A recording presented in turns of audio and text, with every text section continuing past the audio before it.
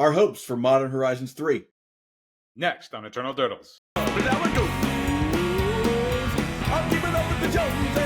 I just want to give a quick shout out to all of our Patreon supporters out there. Thank you to the Dirtle Maniacs. If you want to be a Dirtle Maniac, go to patreon.com/eternaldurtles and help support the channel. It keeps things going. It keeps things updated. Thanks so much for watching. On with the show. Hello and welcome to Eternal Dirtles. I'm your host, Zach Clark, and with me as always, Phil Bleckman. Phil, how's it going, man? Welcome back to Legacy. Hey, man. Thanks for having me back. I want to frame this episode as sort of like how we hope that the format is going to evolve as Modern Horizons comes out. What we end up seeing as far as card choices are concerned. I don't want to talk about any specific cards necessarily, but what I want to get into first is your experience coming back after basically 2 months gone from the format. So you have sort of a unique perspective of taking a bit of a break and then coming back after about 2 months. This episode is brought to you by Tales of Adventure. Go to toamagic.com and use the code DIRTLES for 5% off your order. You'll be directly supporting the show, and you'll get the entire order in one package. No more waiting for several packages. That's toamagic.com, code DIRTLES for 5% off. Yeah, it was the longest unforced break I can remember ever taking. And did a show that upended pretty much all of my life and was a whirlwind, and then came back and was like, oh yeah, I'm excited to play Legacy. Played a couple of rounds with my style of Miracles, and that was great. But it was mostly against untuned stuff. It wasn't like what you would expect if you played at a major tournament with stakes. Yeah. And then I played again a couple of days later where I was playing against the top tier stuff, and the dichotomy between those two things was so vast, in a way where it was like, oh, all the best decks all have these weird power outliers that sort of strip the game down to nothing immediately. And it just, after all the other times that has happened before I had taken that break, I was always like, oh, this is a puzzle. This is a solvable thing. This is we'll find tools for this. We'll adjust. We'll play with new things. And then after coming back and seeing it with fresh eyes to an extent, it just felt like, these are just problems that don't feel meaningfully solvable. And for the first time in a long time, I just felt lost. I felt lost and uninspired, and not totally sure what that means, because it's not like any of this stuff has been different from what it's been in a while. And I don't know. That's just where my head's at. Not totally fully well articulated, but I don't know. I figured if I'm in this space, maybe other people are as well, and just looking for a solution, really. I'm not totally sure. I feel like that isn't all that satisfying of a response, but it's just where my head's at. I've just not been so. I feel like I was disillusioned for a long time, and then came back, got the 3-2-1 beatdowns, and now I'm just is the unhealthiness worth trying to solve within the when you can see what the problems are, Mm-hmm. But trying to solve those problems because there's an argument for those problems not being problematic enough. I don't know. What talk to me. Where's your head at? So I got a chance to play a couple of games this morning before work, and I went on Magic Online, and I'm just finishing up a league with Infect.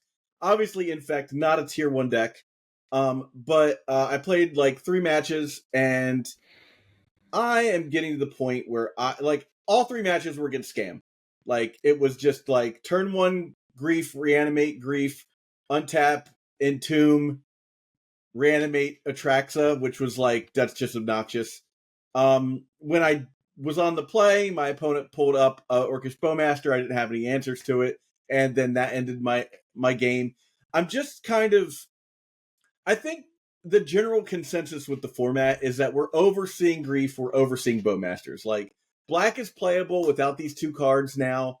I think the card that made Black playable was actually Troll of Khazad-dûm, right? Like, you can now start playing Black again just because of that one card. And because we haven't seen it outside of context of Grief Reanimate and Bowmasters, I think that people just don't realize how like that color is now playable again, and it has been.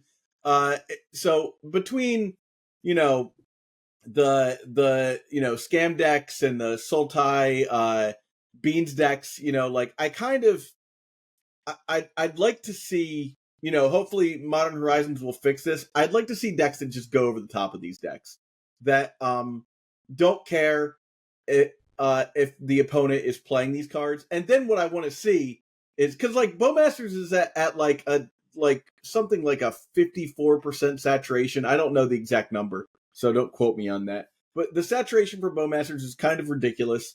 Scam is at like 45% win rate or something like that, like non-mirror, which is a lot, and like it's dominating top tables, as it were, online. So I think like we just need Wizards to step in and be like, look, we didn't come up with anything, like at all in Modern Horizons 3 that I can see. I think the whole set's been spoiled at this point, so I've gone through the entire set. We're working on. We're gonna have an episode for each color.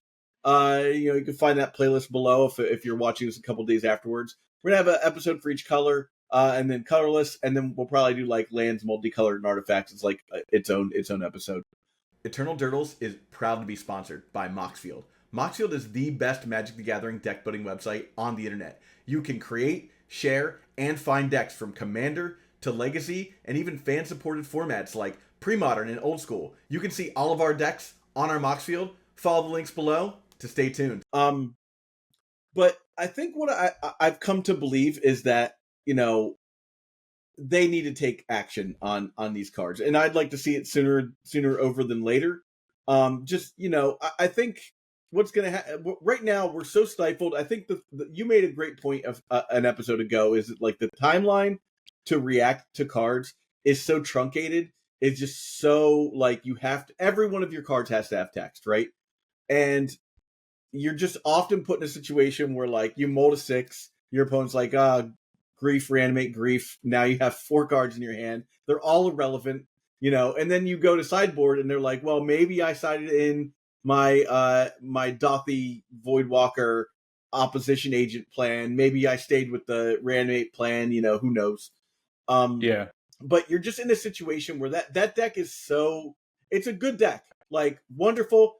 High five to the person who came up with that deck. Wonderful. Great job. You know what? Now put it away. Like, look, I am the first to admit that as much as I love playing Ren and 6 Teamer Delver, like, yeah, that wasn't okay. If guys like me are just crushing with a deck on a regular basis, something's up, I was ahead of the curve a little bit on that particular setup, but like, let's be honest, like when everyone decides that is the thing to do, like we just need to move on. And I don't think that okay, cool, like they reprinted Grief in Modern Horizons 3. That was for Modern. Like people go ahead and play it in Modern. It's probably obnoxious in Modern too, but like there's not there's not Days Wasteland to like kind of even further truncate the ability to get back into the game. So, and I don't really talk about Modern because I don't know enough about it to get in there. Yeah, but go on. I was just going to say that the other side of the coin, though, that I feel like I never I guess like I feel like we haven't really talked about all that much, is the other side of the coin is that like, okay, the top tier competitive decks are what they are. It's Grief and it's Beanstalk and it's Days Wasteland, and that it's just like that is what it's always been.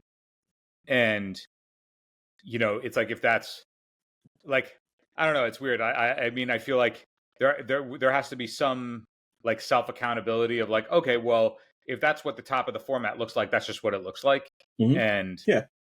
we have to like either play in that sandbox or not expose ourselves to that sandbox. You know what I mean? Because it's like, okay, if we enter a high end tournament or a tournament with stakes, and we know that the top of the field is grief decks that more or less effectively end the game, or bring the game down to meaningless agency, if any at all, by the first turn and a half. And then if same thing, like a beanstalk player plays their beanstalk on 2, it's like if you don't have exactly your own, then it just becomes a bunch of 0 mana spells that all just recycle, and it doesn't matter how they're sequenced in a way that's like meaningful in the aggregate. And it's like, all right, well, if and then the outliers to that are like, okay, Ancient Tomb that just tries to end the game immediately. And I get that now there's a little bit of difference because the Goblin got banned, but it just sort of feels like all of the top decks, like we've just reached a point in Magic where, or at least in Legacy, where if you're going to compete at high stakes tournaments, the only thing that really can exist with the identities of the format that can't be touched or won't be touched are effectively these decks that are first turn and a half game ends decks, unless you are exactly doing something similar or identical, in which case like maybe the tools just like line up in such a way. But it's like the thing that I guess I'm leaning to is that I guess you could argue that I feel that kind of Magic is not interesting or fun, but that also doesn't mean that that's the experience for everybody. Yeah. And so if people do find the format to be engaging with the tools that are currently available to them, and people love Days Wasteland, like it's been around forever, that if like people really do legit enjoy that okay, it's just like maybe it's just not for us, or it's not for us right now, and that's also okay. And I think that that's where taking a break for a while was something that I sort of, when I came back, I was like, oh, this feels really bad, like this thing that is like very heavily a part of us. It feels bad to not like feel as though we are a part of it, for the time being.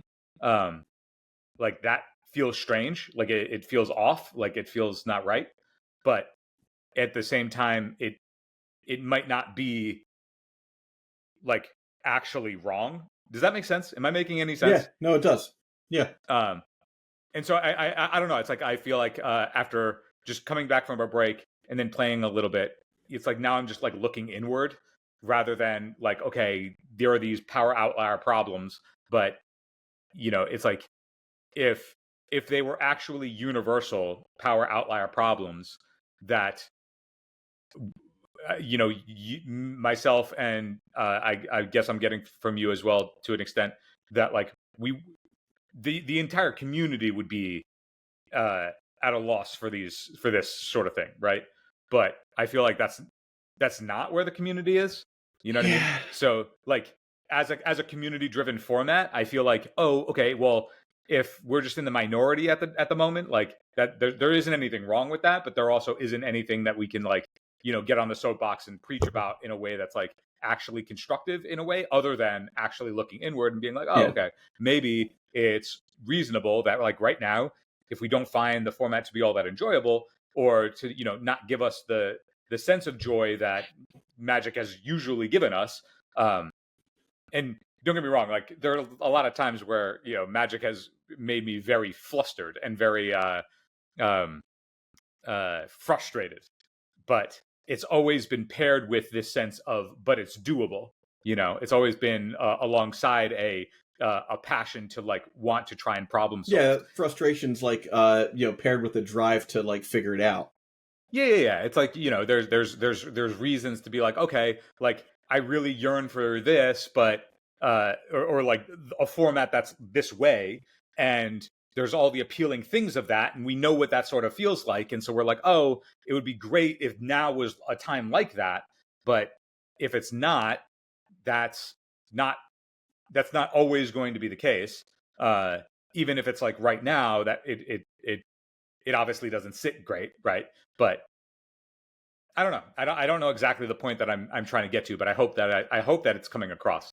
Because I've been trying to like figure it out in a way that's like it's like very strange. It's like one of the reasons that I find the game to be super powerful is like a lot of the times it feels like a mirror, and so to have been away for a while and then to come back and then be like, oh, this thing that I really have enjoyed or was coming back expecting to really enjoy and then did in the first moments that I came back, and then to like have it sour like immediately the next time when I got a taste of like where actual top competitive is, but like still wanting to play top competitive, but also like the combination of wanting to play top competitive but then also wanting to play the thing that is enjoyable about the game, which is the kind of decks we like to play. And when those things aren't compatible, that's not a game problem per se, you know what I mean? And so all that is to say is that I feel like there are power outliers that I personally feel are problematic because of the gameplay that they create.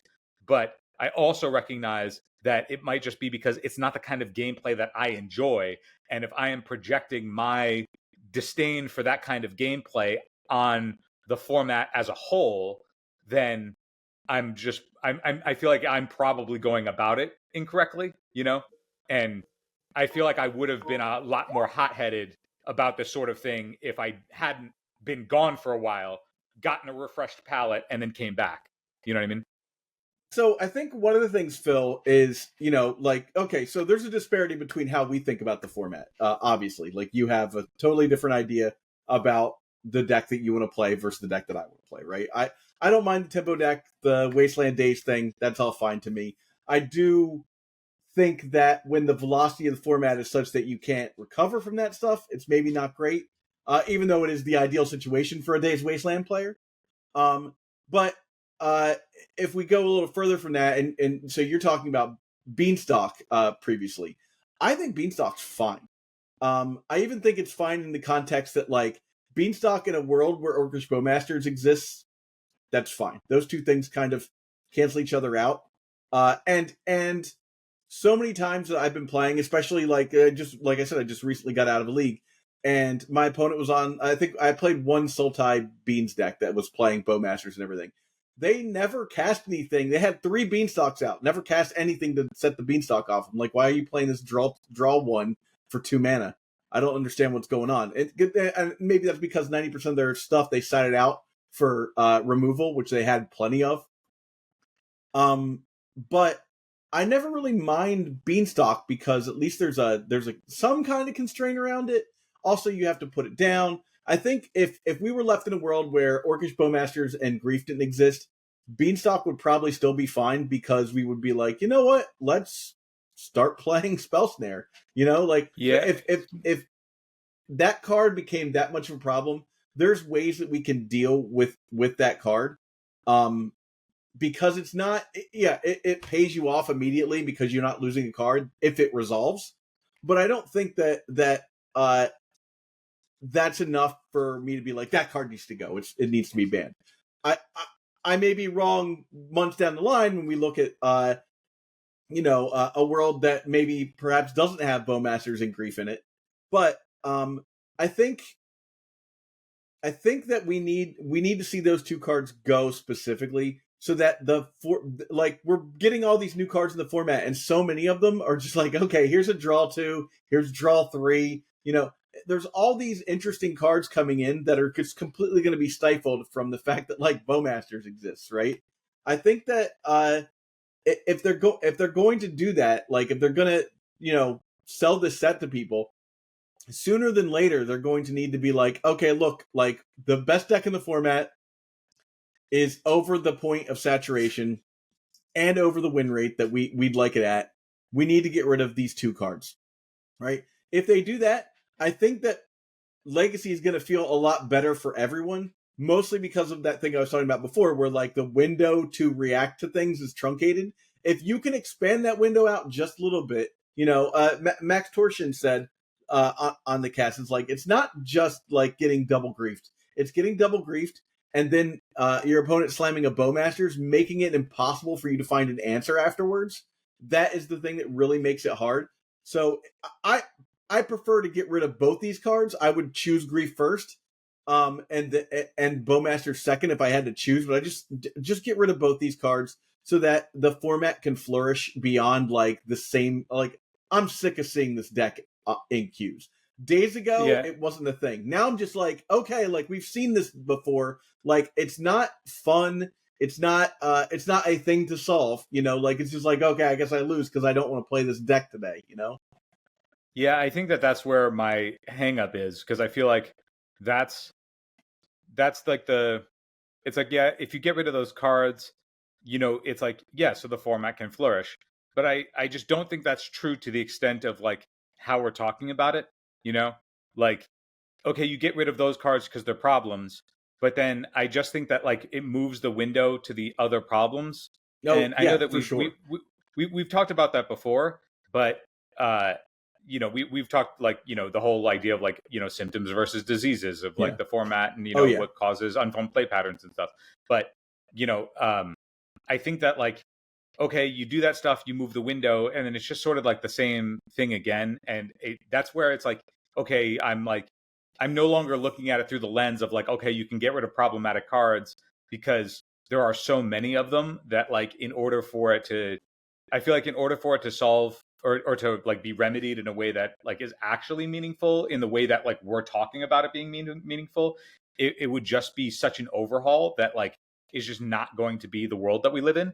And so like it's more like, okay, if the top tables are always going to be that sort of like are always going to be that sort of problem, like it's like if you get rid of all those black cards that have been pushed that the deck to be playable, the problem is like all the black cards are so efficient and so fast that like they get under the fact that Uro feels wildly slow. Yeah. But before Lord of the Rings came out, black was only playable as Dark Ritual because Uro existed. And so you couldn't play fair black cards because Uro just made it like Uro's existence just made that impossible. Yeah. But nobody right now would go, oh yeah, Uro's a problem. Do you know what I mean? Yeah. So it's like, I agree. If it's like, if you get rid of those things, like there's always going to be a swath of what feels like it should be part of a metagame that's like not part of the metagame. Like I think that's always going to be, and our natural inclination is to want there to be some sort of balance, but there just never has really been balance. No. Like there might have been ways. No. Yeah, there's probably been times where we've like tricked ourselves into thinking that it's balanced because decks that we like to play, or there is a deck that is playable that we like that is available to us. And so we've been like, oh yeah, format's great because it's great for us personally in a particular way. Yeah, there's never been a perfect time in this format. Like if you ask any one person, they're going to tell you a time when their deck was good. Like for me, a perfect time was like 2015 or whatever, when Modern Horizons 1 came out, or whenever Modern Horizons 1 came out. And I was like rocking Ren and 6, right? But yeah, I think people will look back with rose-colored glasses, Urza sunglasses, if you will, on those particular times when the format was good for them. But like, I know for a fact that was a bad format for everyone who wasn't doing exactly what I was doing. Like I think realizing that and just being like, yeah, like if we want the format to flourish, it can't just be good for us. Like it can ebb and flow. There can be cycles where it can be good for us for a while. It was good for you during Top Sensei's Divining Tops era, right? And maybe it comes back around one day. But I think, idolizing those times, like, looking back and being like, those are the best times of the format. It's always in the realm of like, when you hear that story from somebody, it's always in the realm of like, because I was playing X. It's never like, oh, it was so good and I was losing all the time, but the decks were cool. Like, right. Yeah. I think that like right after Orcish Bowmasters came out, people weren't like playing it like like the Baltimore SEG event. I think that was a prime time for the format. It was a really nice, like there was a lot of different decks to play. And like I said, people hadn't solved Orcish. It was like the first tournament that like Orcish Bowmasters could even be played. But I think that was probably like one of the better times in the last 2 years for the format. And I did, I was one of the first people to say, like, as Bowmasters got better, is like, let's just wait. Let's see if it's good enough. Let's see if it's too big. We can't just knee jerk ban something just because it's good. Now I'm like, okay, like it's time. It's more than past time to ban this card, to ban Grief. Maybe to ban Beanstalk, but I think I would wait on Beanstalk to see if it's dominant after this. But I don't know. I think that I agree with what you're saying about, like, one of the things you were telling me about was like, you left the store at 03 drop and you were just like, I could have spent my time better today, and I think if we're in a situation where players are feeling like, why am I going to my LGS? Why am I wasting my time going to my LGS to play against the same deck for 3 rounds and then drop and then just feel bad that I wasted like 6 hours of my time? Another great example of that is like, perfect thing is like, maybe I'm not going to go to Vegas, because I'm just not feeling great about the Magic Con situation. So, maybe is there a better way for me to spend my money and time? Maybe I'll go to Europe with my wife or something like that, and that's, that's good and healthy, but is it good for the game that people are starting to feel that way, starting to feel like maybe I'll skip Friday Night Magic. Maybe I won't go to that 1K. Maybe I'll have a nice time with my family instead. Is that healthy for us? Of course it's healthy for us. Is it healthy for the game? Yeah, not really. And that's kind of effed up. But that's where my point was, like, in the night where I, went 03 drop and left, it wasn't like, oh, there was some sort of surprise that happened. You know what I mean? Yeah. It was, I played against Grief, I played against Beanstalk, I played against Grief, and it just like all the games felt like we just opened our 7s, depleted our opening hands fighting over these power outliers, Yeah. and then we're just immediately top decking, or the game was just functionally over because of whatever the follow-up was. Yeah. And it went back to the idea that it was like the games now at the top feel like, with the best decks, just feel like everything is so fast that there just isn't like because everything is so powerful now, there isn't development at all. So there's just no, like, unless people open up on slow hands, like the sort of like development building towards something, or like building towards critical decisions, or it felt absent for me.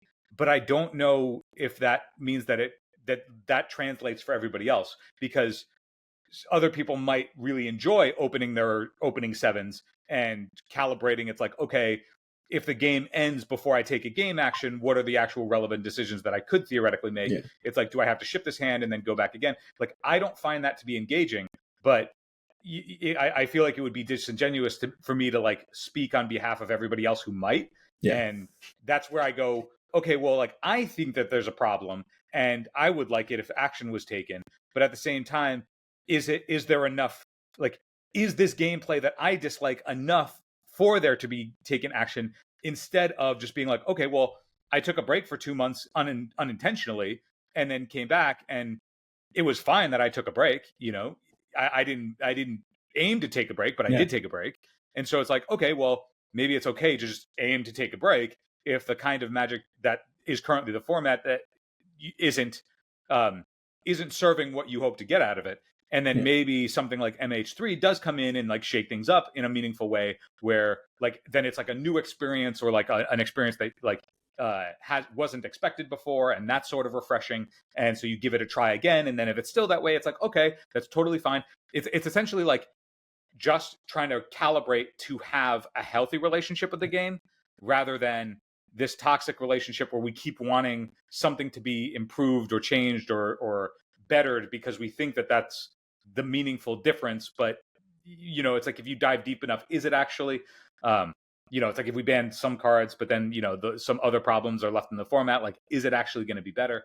I think that's where it's like there's all these question marks. Yeah. Where it's like, okay, if anything, I feel like it's like this episode could just be the advocating for if you're not having fun, take a break. Yeah. Right? Well, like, sure. When you sift it all down, like that's probably what we're just Phil, getting down to. Phil, one of the things I think we were texting back and forth about this, and one of the things that I think is a giant difference between the way you deal with Legacy and the way I deal with Legacy is I would say 90%, let's say, of my dealing with Legacy is theory based, right? Like I play a little bit online, right? But I don't have an LGS. I don't go to the local like every week, right? So I don't lose that like one night a week to playing Magic, especially if I'm having a bad time. If I'm having a good time, like that's not lost time, right? But if you're going out once a week, one of the like 1/7 of your nights a week is getting walking away and feeling like unfulfilled with the format. That can weigh on you, and I think that because I've been playing, we were talking about I'm starting to get duels again and stuff, and I'm basically not playing with one hand tied behind my back anymore.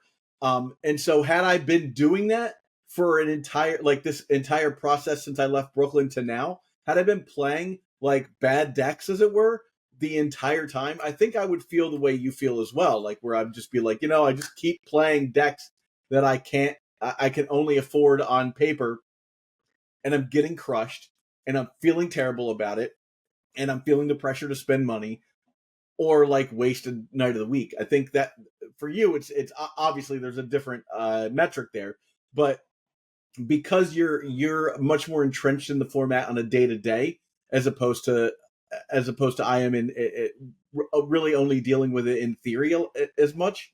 I think that might be part of it as well. I think it's reasonable. Yeah, I mean, that has to be true. Yeah, I mean, I think that like, I think that the difference is it's just sort of like figuring out, what you want from the format, rather than assuming that the format will meet you where you're at. Does that make sense? Exactly. Yeah. And I think that like a lot of the times, like I feel like there's just like dozens of episodes that we've done where we've just like gone on rants. We've gone heated, and a lot of those heated rants are probably just like if you just turn the mirror around, it's like you probably should have just like looked inward and had this episode instead. Yeah, you know what I mean. So, like, if you're watching one of those episodes, come to this episode afterwards. I mean, those episodes are probably more fun to watch, but Well, so I think I think we should end this with like kind of what we hope the format looks like post MH3. I know that like we're not going to get an immediate ban on Orcish Bowmasters or Grief, but I think that at least what I think the format's going to look like after looking at the whole set, I'm thinking that you're going to see Cloud Post come back, like in kind of a big way. There's a lot of tools for Cloud Post, and I've been looking at all the cards, tons of colorless cards. Obviously, I think there are a lot of tools for Cloud Post, and I'd be excited to see how that works, because that's a deck that like if you don't just get like a Traxit on like turn 2, right? That deck can build up to a point where it really doesn't matter if your opponent like scams your hand, as long as you're just like, okay, I'm gonna slam this big dude. Like they can't mess with your lands as much. Of course they can, they can waste you out, but like they can't waste you more than a couple of times by the time you get things going. I think there's a lot for Cloud Post to look at. Yeah, I agree. I think that it is effectively a Cloud Post set, right? Yeah, with it feels like anything with Eldrazi is going to have to be, right, in order to actually support those kinds of cards. So it's like those kinds of, if those cards are what build the set and you need to support those cards, you effectively support the strategy that is exactly Cloud Post, right? So of course, I think 8cast it's going to get a boon for sure. Whatever we're calling it now will also have a lot of tools as well, based on that like Kozilek's Unsealing card. But what do you hope that the format looks like after this, Phil? Realistically, it's not just gonna oh look top, Yeah, I think if you like zoom out wide enough, I think like what I would hope is that there are enough there's enough influence in the format that I don't believe that there will be, but like I think it would be really nice if the format just slowed down a little bit, or actually a lot of it, because I feel like right now all of the top decks can just like the critical juncture that actually matters before you're in garbage time in games Yeah. is the first turn, maybe the first two turns, and that's sort of it. And then everything beyond that is like, okay, we're more or less depleted and top decking to a degree. So you think so the like a lot of philosophy it, of the yeah. format has sort of slipped into like the only thing that matters is the opener, and you'd like to see it go, maybe Yeah. And it's like, past the first like 4 turns. of course, that's not like obviously always objectively true. Yeah. But I think that there's always been this sort of stigma that it's like, oh, it costs 3 mana, it costs 4 mana. Of course, it should win you the game in Legacy. Yeah. It costs 3-4 mana, and it's that has always just been like, I feel like that's like us like beating ourselves up because we just accept that there's this the design of things is in such a way where it's like, oh yeah, we shouldn't be upset that 3 or 4 mana spell resolved and then therefore the game deserves to end, rather than rather than not being this snowball type of gameplay or whatever, and that's sort of what I mean by like, the game effectively ends. It's like, okay, you get griefed, you get Atraxa reloads. The game is effectively over, but you don't like quite concede yet, but like none of the decisions that we make actually matter. Or it's like you play a Beanstalk, and if there's a single Force of Will paired with it, then you're like, okay, well, the game is already effectively over, but you still play because it's not technically decided, but you're effectively in garbage time. And that all happens in such a condensed window that I think it would just be nice if the format slowed down. That way there was some amount of drama in that build of like, maybe we could get to some critical decisions, as opposed to like the cards just sort of feeling like you just play them, they do what they do, and you being there isn't really all that meaningful. It's like, okay, you play the grief, you obviously strip the one thing that stops whatever the obvious next play is, and then you just do that, and then the game is over. Or you Beanstalk, and then do you or do you not force? Does it really matter? Like, you're just going to recoup the card anyway, and then just repeat that play pattern ad nauseum while you're in garbage time, unless some weird sense of variance comes in, or you're playing an off the beaten path like tuned deck. I feel like I'm rambling, but like I think it would be nice if the format just slowed. I would like it if it slowed. Phil, and this doesn't have to be answered, but isn't it weird that like, Orcish Bowmasters comes out a little after Atraxa comes out, and people just have already switched to Atraxa from Grizzlebrand. But it would be interesting to see what would happen if Grizzlebrand was the actual answer, like the card to get with Reanimate in a world where Bowmasters exist, so there's a little bit of play there, but like they're being played in the same deck, so it doesn't even matter. Yeah, and I think Grizzlebrand was also like the thing that dominated what the format feels like it is just now entirely. Like, there was always the off the beaten chance that like you run into the Grizzlebrand deck, and that deck is just, okay, we're going to open our hands, we're going to just like line up our sevens, and that's going to be the entire experience.